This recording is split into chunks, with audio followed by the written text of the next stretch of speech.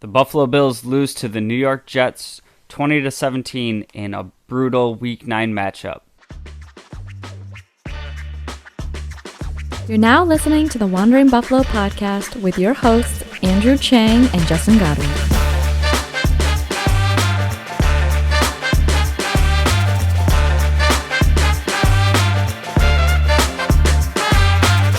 Bills Mafia, welcome into another episode of the Wandering Buffalo podcast, a show on the Buffalo FAMBase podcast network. Just a brutal loss today to the New York Jets, and one that I personally didn't see coming. We're going to dive into that. Before we get started, I just want to say this episode is brought to you by 26 Shirts. If you haven't done so already, go ahead and check them out. Not only some awesome t-shirt designs, just great work in the community and doing things for the community of Buffalo. So go ahead and check out 26 Shirts. We're going to talk about this game today against the Jets. And, this has kind of been, the Jets have been a team that I've been keeping my eye on throughout the season. And it's kind of been like, how for real are the Jets this year? They come into this game 5-3. Still kind of some erratic quarterback play, erratic offense, great defense. So not a game I was expecting the Bills to come in and, drop a 40 burger and win by 3 scores, anything like that. It is a game that I expected the Bills to come away with a win. One of the games where we usually see, younger quarterbacks come in against Leslie Frazier and Sean McDermott defenses and, force them into some mistakes, get them a little confused, cause those big turnovers that, end up kind of swinging the tide in the game. In this game, we didn't really see much of that from the defense. Zach Wilson able to keep a pretty clean stat line. He did have the one lost fumble that, obviously goes, right back to the Jets. 1-2 plays later. So overall, the defense didn't have, some sort of terrible game out there, but not really kind of forcing the Jets' hands very much. So we're going to start out, we're going to talk about Josh Allen and this Buffalo Bills offense. Josh Allen, not his best day, and probably one of the worst games I've seen from him in a while.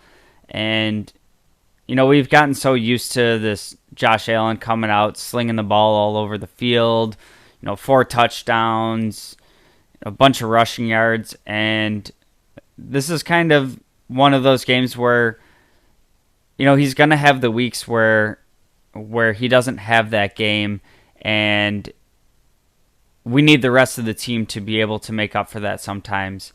And this is just a day where it didn't end up happening that way. So he ends up with 18 completions on 34 attempts, 205 yards, 2 interceptions, 5 sacks, quarterback rating of 46.8. Also adds on the ground 9 carries, 86 yards, and 2 touchdowns. So like I said, hard to kind of look at that stat line and, think that it was this brutal day like it was. Still accounts for 291 yards of offense and 2 touchdowns. But those 2 interceptions that he threw, in particular, the first one was just kind of a terrible decision. The second one, it was still a pretty bad interception. But that one was also kind of Sauce Gardner, falling off of his man, settling into the zone and making a great read. It was a bad decision, but it was also, a good cornerback making a good play.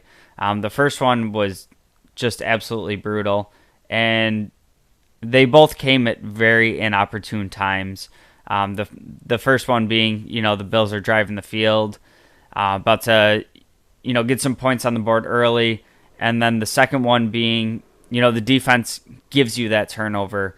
Zach Wilson fumbles the ball, you get it back, and it was 1-2 plays later, you give it right back to them deep in their own territory, and ends up being for the go-ahead field goal. So pretty brutal there. Not something that I'm flashing the emergency lights on. I think this is still kind of the outlier for Josh Allen. But we did see a little bit of sloppiness in the Packers game. So definitely some stuff to tighten up there. Second, I'm going to talk about the offensive line this week, and it's hard to talk about the offensive line until I can rewatch the game and see each individual and how they're moving throughout each assignment. From a quick reaction standpoint, a game where they allowed 5 sacks, this Jets defense is good. You got Quentin Williams up front causing problems, but 5 sacks, it's a pretty bad day. And then as we move into the run game, it's just kind of outside of Josh Allen and what he's able to do, kind of outside of structure. The running game is something that's been an issue for most of the year, and we see the final rushing stats. Singletary, 8 carries for 24 yards. James Cook, 4 carries for 15 yards. And Isaiah McKenzie, 1 carry for 9 yards. You're talking a total of 48 yards rushing outside of Josh Allen. And, in a game where Zach Wilson wasn't doing much, Josh Allen wasn't having his best day, and it comes down to, kind of this battle on the ground. It's something that we've seen from the Bills for, going back into last season, maybe even the year before that. Just not able to get a ton going on the ground outside of Josh Allen, and then also the struggles of stopping the run. So I thought we kind of saw that on full display today. And, hats off to Robert Saleh and the Jets coaching staff for the game plan they put together. They kind of went with this brand of, we're going to play mistake free, try to make them make mistakes. We're going to control the game on the ground. And they were certainly able to do that. Kind of get into that more as we work into the defensive side of the ball. But on the offensive side here, the wide receivers and tight ends, it was kind of Stephon Diggs today and not much else. And even when I say it as that, it was kind of Stephon Diggs in the first half and then nothing else. So, looking at a raw stat sheet here, Diggs is able to catch 5 balls on 10 targets for 93 yards. One of those being a 42-yard bomb in the first quarter of the game. Outside of that, Gabe Davis, 2 catches, 33 yards. Knox, 3 for 25. Singletary, 4 for 24. Cook, 2 for 18. And McKenzie, 2 for 12. This is something that we're talking about, over the last couple of weeks, is the production that we're getting outside of Diggs. And granted, it's hard for the receivers to have a great day when Josh Allen is having an off day against a Jets defense that's been playing really well this year.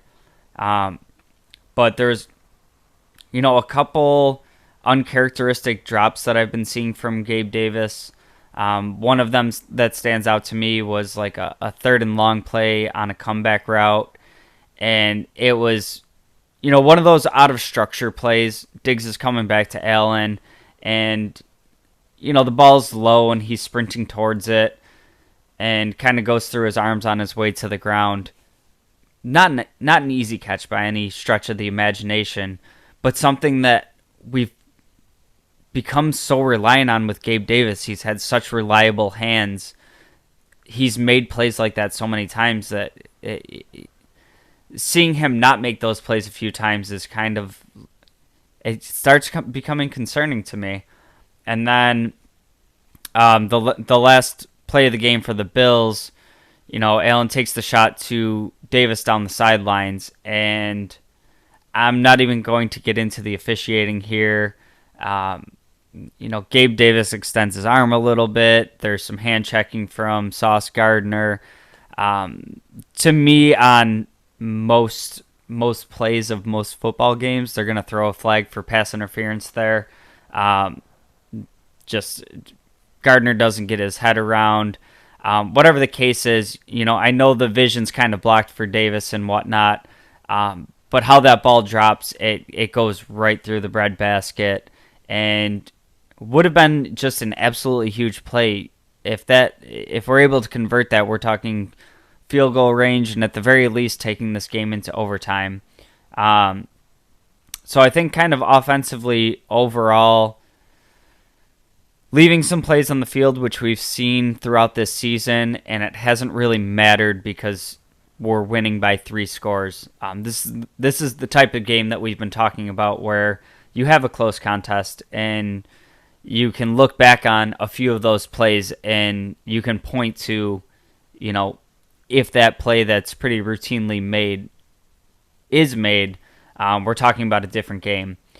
So that's my biggest takeaway from this game on the offensive side of the ball, is just kind of the struggles that we've had with plays left on the field kind of coming back to bite us in this game. And are we going to see more of that through the end of the season, or can we kind of clean up some of these areas? And then my number 2 biggest takeaway is just the overall running game. In particular, kind of these short yardage areas where we see like a 3rd and 1, and if it's not Josh Allen picking it up, it seems like we don't have very good success there. And I know it was kind of Singletary was that 1st and 2nd down running back, pass catching option, and we drafted Zach Moss to be that 2nd and 1, 3rd and 1 kind of guy, goal line guy. Obviously, he gets traded out of town this week for Nyheim Hines. I'm very excited for what Hines will bring to this offense, but I don't think that it was a move that's going to help us in those short yardage areas. So, I mean, give me some Reggie Gilliam. Give me, something. The 3rd and short area is not an area that the Bills are picking up with the ground game, and I'm not the biggest proponent for, balance between the run and pass. I kind of, going back to last season, like the balance that we have of kind of like that 60-40. We have an MVP caliber quarterback. We have the weapons. But there are going to be games where teams want to take that away, and they're doing it effectively. And we need some sort of run game to be able to complement that and give us some options. So that's going to wrap it up on the offensive side of the ball. Stick around. After the break, we're going to talk about the defense and kind of look forward to Week 10. Hey, this is Brother Bill. Now back to the show. Bills Mafia, welcome back into this week's episode of the Wandering Buffalo podcast. Thank you again for joining me. We're going to get back into it and kind of just discuss the defensive side of the ball here against the Jets. And for me, I kind of have mixed feelings on the defense today. Because when I look at it and I see the final score, and you look at some of the injuries we've been dealing with on defense and what this offense is kind of responsible for on this team, if in an easy way to say it, holding most teams in the NFL to 17 points should be a win for the Buffalo Bills in most weeks of the regular season. So I guess kind of the opponent factors into it a little bit for me, where we've seen the Jets be good on defense and not great on offense. We've seen inconsistency from Zach Wilson as he kind of develops into who he's going to be as a quarterback in the NFL. Looking at the fact that they have Breece Hall out for the season, just brought James Robinson over from Jacksonville. Just kind of all these things adding up, it kind of felt like a game where I would expect the defense to hold them to, like 7 points, something like that. Secondary forcing a couple interceptions. But obviously didn't go that way. All that to say, in a game where the Bills defense holds the other team to 17 points, I'm expecting that to be like a 2-score win, based on the talent that we have on offense and what we've seen from them this year. So kind of started up front here, defensive line. I thought outside of Von Miller, it was kind of an underwhelming day. Obviously we kind of keep Zach Wilson in check, but the Jets on the ground were just kind of able to gouge us for big chunks of yards. And, at the end of the day, the biggest place where that was a concern was at the end of the game, where they're kind of, salting away this game against the Bills, and we're not able to get these stops, and they're kind of running for chunks of yards down the field. We end up allowing 174 yards on the ground. Now, granted, again, that's, we have Milano out this game. We have Poyer out. Hyde's out for the season. Trey White's still out. I am not the type to be here, making excuses. We've had similar injuries throughout the season, and we've taken down teams that I would consider to be in a different category than the Jets. When you look at, say the Chiefs game, a game that we were dealing with injuries, all of it does kind of start piling up, and there's some games this season that I feel like we won despite some of these injuries popping up and the concerns there. Obviously not ideal to have them. Obviously not our ideal starting 11 out there, but something that we have been able to get away with in bigger games this season. So I have to chalk this one up to kind of execution and just getting beaten by the Jets here. As far as moving into linebackers, again, more of the same. I feel like we did pretty well at the linebacker position against the pass. I thought we had a really rough day against the run. There was the one moment in particular where I really missed Milano today, and I guess you can throw Poyer and Hyde into the mix as well, because it was kind of a big pile up there. And it was the one pass play over the middle. I believe it was Uzama that was the tight end, and the ball gets tipped up, and they end up calling it like a shared possession, and it goes to the Jets. But we got 4 or 5 shirts around that ball, and in my head I can't stop myself from thinking like Milano's coming away from that pick. If Poyer's in there, Hyde's in there, they're sticking their nose in, they're coming away with that ball. And that's not just, based on me wanting to feel that. I base that on how many times we've seen the same type of play, and those dudes find a way to come away from the scrum with the ball. So another spot where I really felt like we were missing some of those players today. Like I said, secondary, not a huge amount of complaints overall, considering a loss. I mean, we had Zach Wilson go 18 for 25, 154 yards and 1 touchdown. And, not the greatest game I've ever seen. But he controlled the ball. He didn't make mistakes. It seems like this coaching staff came in with a great game plan to kind of capitalize on what Zach Wilson did well, and kind of mitigate the pass rush, mitigate Zach Wilson holding on to the ball for too long, and letting this opportunistic secondary make some plays. So like I said, they had more yards rushing than passing today. End of the day, the stat sheet doesn't really matter. They come away with a win.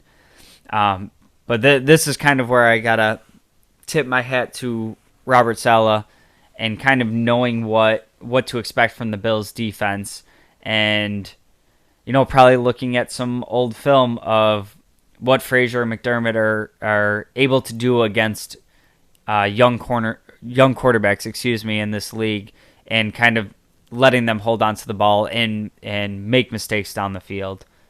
I will wrap up saying I thought Von Miller made quite a few plays again today, both in the run and the pass.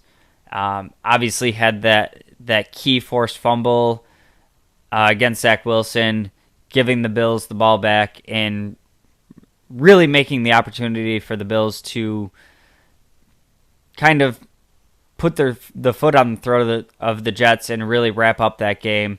Obviously, it doesn't go that way, but that's what you signed Von Miller for. That's him coming up in a clutch moment to give you a chance to win this game that honestly didn't really have much business winning. Also, Damar Hamlin, he's been filling in most of the season for Micah Hyde. I've been pretty much overall impressed with him, and I don't think that it's a one-for-one swap with Micah Hyde. I think there's very few players in the league that are doing that, in particular when you're talking about how him and Poyer work together as a unit and what they're able to do on the back end of this defense. Playing across from him with Poyer out today, I can't say the same for Jaquan Johnson, and I think he's been in the system for long enough that he's had the time to develop, he's had the time to learn. I think he makes great impacts on special teams. That being said, nothing against Jaquan Johnson. I think it might be time to explore what our different options are there at safety if Poyer's likely to miss any sort of significant amount of time. We did just bring Dean Marlowe back.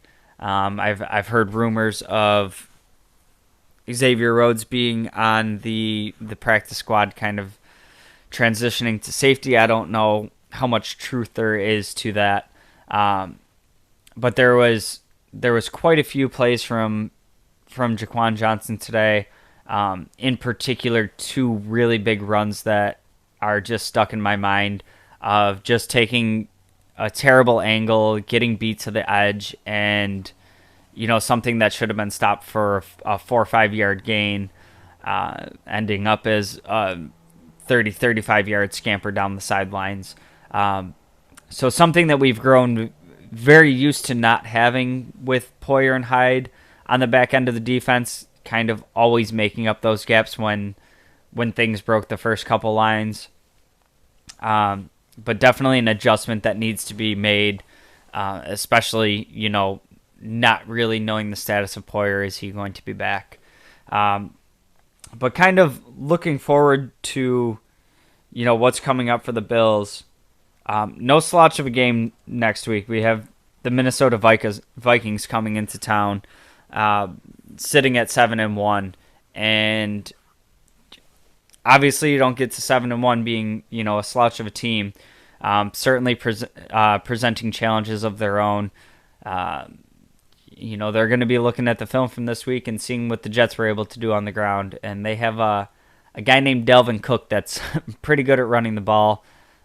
Justin Jefferson, Adam Thielen, our guy Harrison Phillips is going to be coming back into town. So I guess the first thing I'm looking towards for that game is Tre'Davious White. Do we get to see him back? He's been back and practicing. He had no injury designation this week and did travel with the team and was a game day inactive. So is next week the week that we get to see Trey White finally make his season debut? I sure hope so. And especially considering, Elam got a little bit nicked up today. Taron Johnson got a little banged up. I believe they both ended up finishing the game. But the secondary is somewhere where we've been kind of thin and battling injuries all season.